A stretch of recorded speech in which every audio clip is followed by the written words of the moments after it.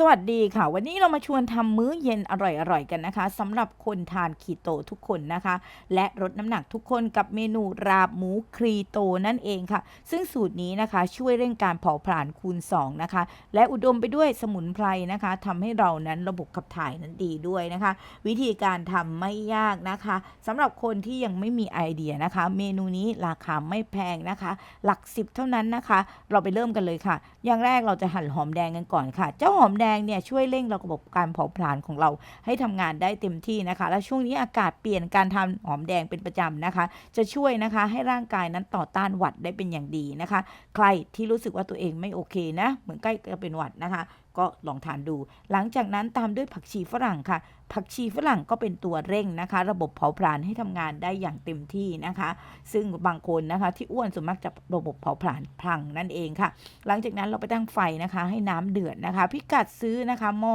อยู่ใต้คลิปนี้ใส่หมูสับลงไปค่ะรวนหมูนะคะพอสุกค่ะรวนนะคะแล้วเอามาพักไว้ค่ะพอสุกนะคะ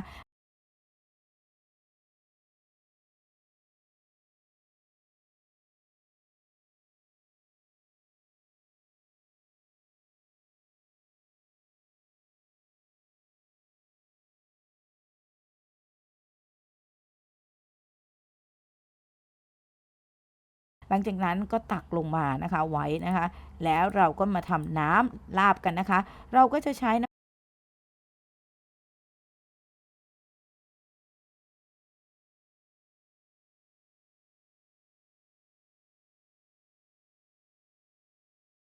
ำปลาคีโตนะคะพริกป่นนะคะพริกป่นคีโต2ช้อนโต๊ะตามด้วยน้ำปลาคีโต2ช้อนโต๊ะค่ะตามด้วยนะคะน้ำมะนาวค่ะน้ำมะนาว2ช้อนโต๊ะใครชอบมากกว่านี้สามารถบีบเพิ่มได้นะคะและก็ตามด้วยหอมแดงนั่นเองค่ะและใส่ผักชีฝรั่งลงไปนะคะแล้วนะคะคุเรกันนะคะคลุกเคล้านะคะรวมถึงอัลมอนด์นะคะป่นด้วยนะคะเราใช้อัลมอนด์ป่นนะคะแทนนะคะข้าวคั่วนั่นเองค่ะรสชาติก็จะหอมนะคะของกลิ่นอัลมอนด์ชัดเจนนะคะคลุกคุเรกันนะคะแล้วก็ไปจัดเสิร์ฟ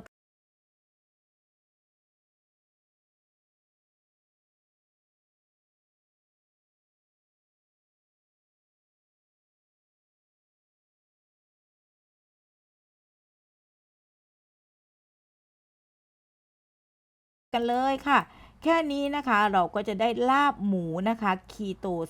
สูตรเร่งการเผาผลาญขูด2กันแล้วนะคะก็ลองไปทำกันดูนะคะสำหรับคนที่ยังไม่มีไอเดียในมื้อเย็นนี้นะคะสำหรับคลิปนี้ลาไปก่อนค่ะเจอกันใหม่คลิปหน้าสวัสดีค่ะ